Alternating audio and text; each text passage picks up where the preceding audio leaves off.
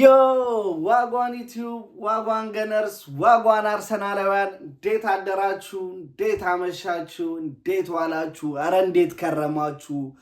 አይኖ በጣም ደስ የሚል ሳምንት እንዳሳለፋችሁ ኤኒዌይስ በያላችሁበት ሀገር ሰዓት አቆጣጠር እንደምን ከረማችሁ?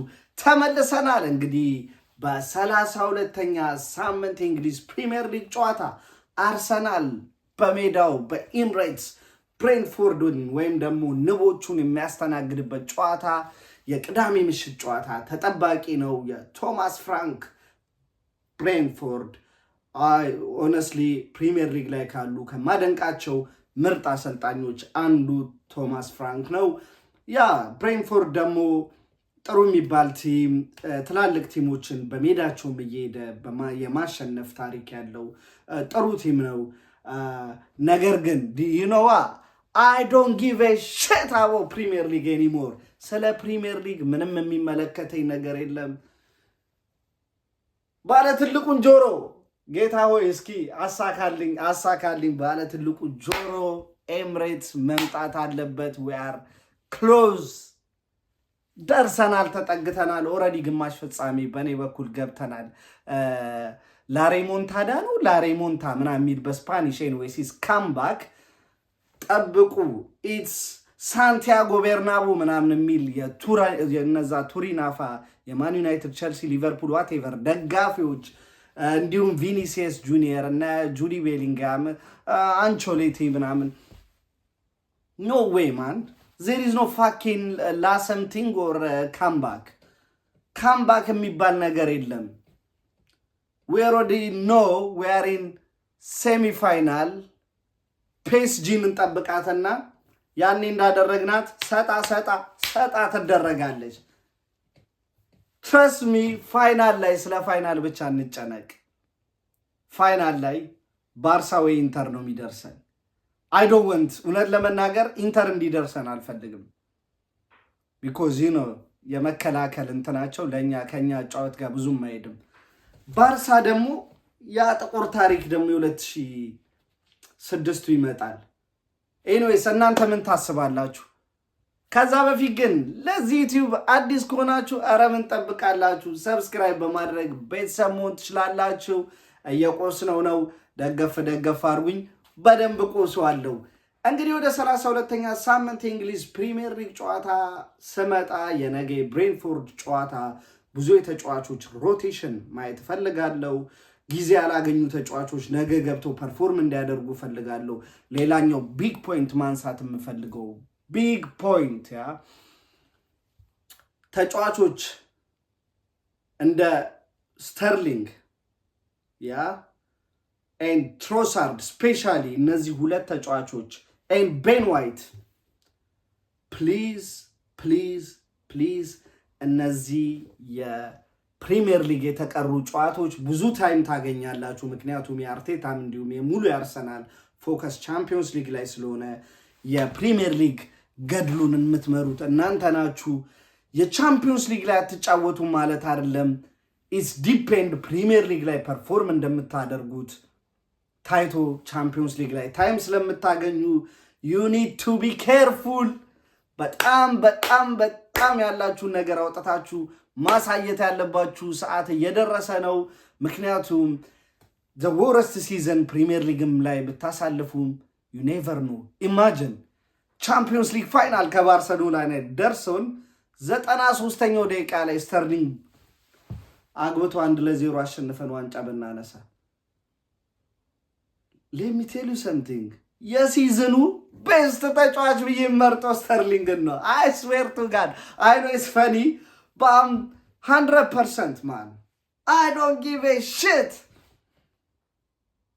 anyways ተጫዋቾች በሮቴሽን ታይም የምታገኙ ተጫዋቾች you need to show up. it's Nwaneri, even Jorginho with ካለ ኤክስፔሪየንስ ብዛት ዋይ ኖት ቻምፒዮንስ ሊግ ላይ ልናይ ይገባል፣ ልናይ እንችላለን።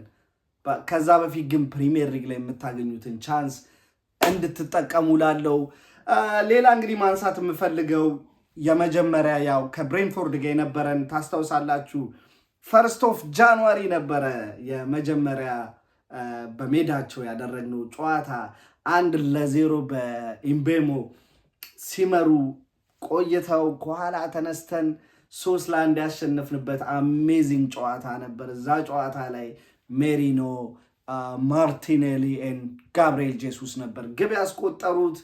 የዳቪድ ራያ ከእጇም ልጣው ከመስመር ያዳናትም ኳስ ማተረሳ ነበረች። ኤንዌስ ነገም ደግሞ በሜዳችን we have to get 3 points ምክንያቱም ሊቨርፑል ስቲል ማትማቲካሊ አላለቀም። ሆነስሊ ስቲል አላለቀም ማትማቲካሊ። ሶ ካን ዩ ኢማጂን ላስት ዊክ ኤቨርተን ላይ በቤስት ቲማችን ገብተን 3 ፖይንት አግኝተን ቢሆን ኖሮ ሊቨርፑል ነጥብ ስለጣለ ሜቢ የተወሰነ መቀራረብ ሊኖር ይችላል። ግን ኖ ካካ ነው። ሪስክ አንወስድም። ቤስት ተጫዋቾቻችንን ማሳረፍ አለብን ብዬ አስባለሁ። ሌላው የአርቴታን ፕሬስ ኮንፈረንስ ለማየት ፈልጌ ነበር። አንድ ደስ የሚል ዜና ተናግሯል። ካይ ሃቨርትዝን ሲዝኑ ከማለቁ በፊት ካይ ሃቨርትዝ ከጉዳት ሊመለስ ይችላል። እሱ ትልቅ ተስፋ ነው። ምክንያቱም ቻምፒዮንስ ሊግ ላይ ምን ያህል ልንሄድ እንደምንችል አላውቅም። እንዲሁም ስለ ሪያል ማድሪድ ካምባክ ተጠይቆ ነበረ። እንዴት ነው እንደዚህ እያሉ ነው ምናምን። ነገር ግን አርቴታ እኔ ስለ ብሬንትፎርድ ስለነገው ጨዋታ ነው ማውራት ወይም ደግሞ አስተያየት መስጠት የምፈልገው ብለዋል። እንዲሁም ስለነበረው ቫይብ ከሳካ ጋር መመለስ እንዲሁም የሳካ እና የፋኖቹ ሪሌሽንሽፓችን ፍቅራችን የሆነ ሳካ ሲመጣ እኮ የሆነ ድባብ አልመጣም። ሳካ ሲመጣ የነበረው ድባብና የቻምፒዮንስ ሊግ ናይት የነበረው ናይት ኦ ማይ ጋድ ስፔሻል ሞመንት ነበረ። ያ እንግዲህ አርቴታ እንደተናገረው እዛ ሄደን ባስ ፓርክ አድርገን ወይም ደግሞ ለመከላከል አይደለም የምንሄደው። ፈርስት ሊግ ላይ ያያችሁትን አይነት ፐርፎርማንስ እንደዛ አይነት ጥሩ ፐርፎርማንስ አሳይተን አሸንፈን ለመውጣት ነው የምንሞክረው ብሏል። which is እኔም የምፈልገው ነገር ነው። ያኛው የመጀመሪያው 3-0 ድል በእድል ነው ምናምን እንዲባል አልፈልግም። ሳንቲያጎ ቤርናቦ ላይ ሜደን አሸንፈን ሰባብረናቸው የአንቾሎቲን የመልቀቂያ ደብዳቤ ማህተብ ያኔ ነው ምናስመታው። ኤንዌይስ ማድሪድ ቤት አንቸሎቲ በክብር እንግዲህ ወደ ብራዚል ቢጓዙ ብለን እንመርጣለን። ምክንያቱም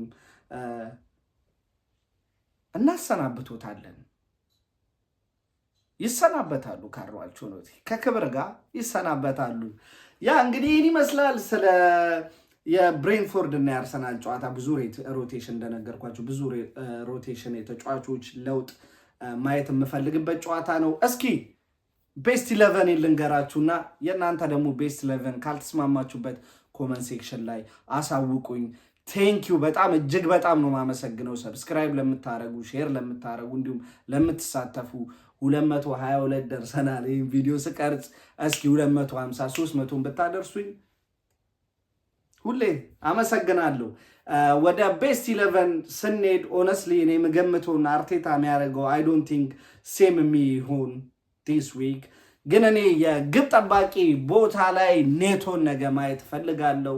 ምክንያቱም ምን ሊያደርግ ነው ዲስ ጋር የመጣው? ቤንች ሊያሞቅ ምን ሊያደርግ? ካን ዩ ኢማጂን የነገው ጨዋታ ላይ ዴቪድ ራያ በኤኒ ሚንስ ቢጎዳ ሳንቲያጎ ቤርናቦ ላይ ኔቶን ይዞ መቅረብ is a big risk. Trust me, is a big risk. So በኔ በኩል ኔቶን ግብ ጠባቂ ቦታ ላይ መርጠና የቀኝ መከላከል ክንፍ ቦታ ላይ ቤን ዋይት he needs time still ሙሉ ፊትነሱ ላይ አልደረሰም። እና ደግሞ እውነት ለመናገር ቲምበር የነገ ጨዋታ ላይ ቲምበርን ማየት አልፈልግም። ቲምበር ሙሉ ለሙሉ ማለፍ አለበት። ቤን ዋይት ነገ 90 ደቂቃ መጫወት አለበት ብዬ አስባለሁ። የቀኝ የመከላከል መሃል የመከላከል ቦታ ላይ ዊሊያም ሳሊባ፣ ምክንያቱም ሜቢ አካዳሚ ላይ ወይ ደግሞ ሁለተኛ ቲም ላይ ደና የሚባል የቀኝ የመከላከል የመሃል የመከላከል ክፍል ቦታ ተጫዋች ካለ አሳዩን። ካልሆነ ግን የነገን ጨዋታ ሳሊባ በቀኝ የመከላከል ክፍል ላይ ሲጀምር የግራ የመሃል የመከላከል ቦታ ላይ ጃኮቭ ኪቪዮር ዲስ ጋይ ሂ ኒድ ታይም ሆነስሊ ኮንፊደንሱን ቢውልድ ለማድረግ ሂ ዋዝ አሜዚንግ። በጣም የሚደንቅ እንቅስቃሴ ነበር ባለፈው የቻምፒዮንስ ሊግ ምሽት ላይ ያደረገው። የመጀመሪያ 10 ሚኒትስ ላይ የተወሰነ መደናበር ምናምን ቢኖርም ዊች ኢዝ የሚጠበቅ ነው። ረጅም ብዙ ጊዜ ጨዋታ እድል ያላገኘ ተጫዋች ከመሆኑ ጋር የነገን ጨዋታ ኮንፊደንሱን ቡስት ለማድረግ ወይም ደግሞ ሰዓት ለማግኘት ሲል የነገን የግራ የመሃል ተከላካይ ቦታ ላይ ጃኮቭ ኪቪዮርን እመርጣለሁ። ዲስ ጋይ ሆነስሊ አይ ቲንክ ፓስ ማድረግ ሎንግ ኳስ ማቀበል ላይ ረጃጅም ኳስ መጣል ላይ እንዲሁም ፓሶቹ ራሱ አኩሬሳቸው በእኔ በኩል ከዊሊያም ሳሊባም ከጋብርኤልም የተሻለ የኳስ የማቀበል ችሎታ አለው። እንደተመለከትኩት ስፔሻሊ ሎንግ ቦል ሲጥል በጣም ድንቅ ሎንግ ቦል ነው የሚጥለው ይህ ልጅ። እስኪ እኔው ያን ያህል መጥፎ የሚባል ተጫዋች አይደለም። ሆነስሊ የኛ የመከላከል የጋብርኤል እና የሳሊባ ጥምረት ዋው ስለሆነ ነው እንጂ ያን ያህል መጥፎ የሚባል አይደለም። ጃኮቭ ኪቪዮር ኤኒዌይስ በግራ የመሃል ተከላካይ ቦታ ላይ ይጀምራል። የግራ የፉል ባክ ወይም ደግሞ የግራ ክንፍ የመከላከል ቦታ ላይ ኬረን ተርኒን እመርጣለሁ። ዲስ ጋይ በጣም ሜቢ ቨርሳታይል ስላልሆነ ቦታ ስዊች እያደረገ መጫወት ስለማይችል ሊሆን ይችላል።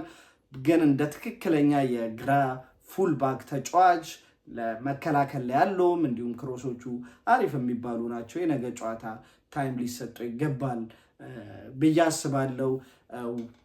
ማይልስ ሉዊስ ስኬሊን በፍጹም ማየት አልፈልግም። የነገው ጨዋታ ላይ ማረፍ አለበት። ዲስ ያንግ ታለንት ዋው አላወራም ስለሱ። ኤንዌይስ ግራ ፉል ባክ ላይ ቴርኒ ሌላኛው ተጫዋች ነው። ቴርኒ እያያችሁ ከሆነ በጣም ኢቭን ጃኮቭ ኪቪዮርን ያስበልጥ ነበረ ከቴርኒ በላይ አርቴታ። አሁን ግን የተሻለ በሰራው ስራ ነው ብዬ አስባለሁ። ባገኛቸው ጥቂት የመጫወቻ ሰዓታት ውስጥ ጥሩ ነገር ዲሊቨር ማድረግ ስለቻለ አሁን የአርቴታ ሶስተኛ ምርጫ ነው ብዬ አስባለሁ ከካላፊዮሪ ቀጥሎ ማለት ነው። ባክፎር ይሄን ይመስላል። ወደ ሴንትራል ወይም ደግሞ ወደ ዲፌንሲቭ ሚድፊልደር የተከላካይ አማካኝ ቦታ ላይ ስመጣ ጆርጂኖን አደርጓለሁ። ጆርጂኖ የነገ ጨዋታ የመጀመር ሙሉ ለሙሉ ብቃቱ አለው ብዬ አስባለሁ። ቶማስ ፓርቴ ኖ ባይ ዘ ዌይ ስለ ቶማስ ፓርቴ ሳወራ ሚዲያው ኦ ማይ ጎድነስ ሊቭ ስካይ ምናምን ተዋች። ስካይ እንግሊዛዊ መሆን አለብህ። ስካይ ስፖርት ላይ በቃ ስለአንተ ለመተንተን ዩሲ ዴክላን ራይስ ሂ ዲዘርቭ ሆነስሊ የዴክላን ራይስን እንትን ለማለት አይደለም። የዴክላን ራይስ ያውላ ተወራ ምናምን ዲዩቲንግ ቶማስ ፓርቴ ባደረገው በዛን ያክል የሚወራለት አይመስለኝም። እሱን ራሱ ተወት። ፋብሪዞ ሮማኖ የሚባለው ሰውዬ የያሚን ያማልን ጥርስ ይፖስትልናል። ብሬስ የያማልን ቁምጣ ዝቅ አድርጎ የያማልን ታኬታ አንድ ቀን ራሱ ስለ ቶማስ ፓርቲ እንኳን የአፕሪሺየት እንትን የአድናቆት ፖስት አይቻላቅም። አንደርሬትድ የተደረገ ተጫዋች ነው። አይ ፊል ሶሪ ፎር ሂም። በእኔ በኩል አትሊስት የ1 ዓመት ኮንትራት ቢራዘምለት ብዬ አስባለሁ። እሱን የነገን ጨዋታ አሳርፈዋለሁ ለማድሪዱ ጨዋታ ስለምንፈልገው ማለት ነው። እሱን ተከትሎ መሀል ላይ እንዲያጣምሩት የምመርጣቸው የነገ ጨዋታ ላይ በቀኝ በኩል ላይ ኦዴጋርድ መጫወት አለበት። ኦዴጋርድ ስቲል እንትኑን አላገኘም። ጥሩ እየተጫወተ በመጣ ቁጥር ጥሩ መሻሻል እያሳየ ስለሆነ ካፒቴንም ስለሆነ የእሱ መሪነት ስለሚያስፈልገን ማርቲን ኦዴጋርድን በቀኝ በኩል አደርግና በግራ በኩል ደግሞ እሱን አሁን አስቸጋሪው እሱን መልሼ ሜሪኖን እዛ ቦታ ላይ ላጫውት ወይስ አይ ዶንት ኖ። በጣም ከባድ ነው። ሜቢ ዚንቼንኮ I don't think so Zinchenko እሱ ጋር anyways maybe let's try it እዛ ቦታ ላይ I don't ስተርሊንግ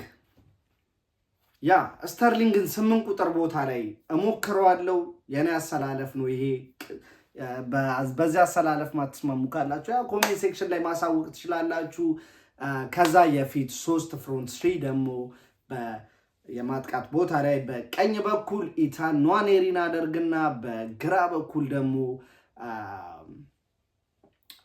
በኩል ደግሞ ትሮሳርድን አድርጌ የፊት አጥቂ ቦታ ላይ ሚካኤልን ሜሪኖን አደርጋለሁ ማለት ነው እነን ለመናገር ያሰብኩት የነበረው ነምበር 8 ላይ ወይም ደግሞ የራይስ ቦታ ላይ ነበር ሜሪኖን ማጫወት የፈለኩት ምክንያቱም አንደኛ ቦታው ነው ኔክስት ሲዝን 9 ቁጥር አጥቂ ስናስፈርም እዛ ቦታ ላይ ነው ተመልሶ መጫወት ያለበት I don't know እዛ ቦታ ላይ ሞር ከቲሙ ጋር እንዲዋሃድ ስለምፈልግ አሁን ደግሞ እየተጫወተበት ያለው ቦታ አጥቂ ላይ ስለሆነ አይረብሸኝም ኤኒዌይስ ግን እዛ ቦታ ላይ 8 ቁጥር ላይ እንዲጫወት ያልፈለኩበት ምክንያት ከጉዳት ሱን ፕሮቴክት ለማድረግ ነው ሞር አጥቂ ቦታ ላይ ሲሆን ያለው ነገር የተሻለ ይሆናል ብዬ አስባለሁ የፊት ስትራይከር ቦታ ላይ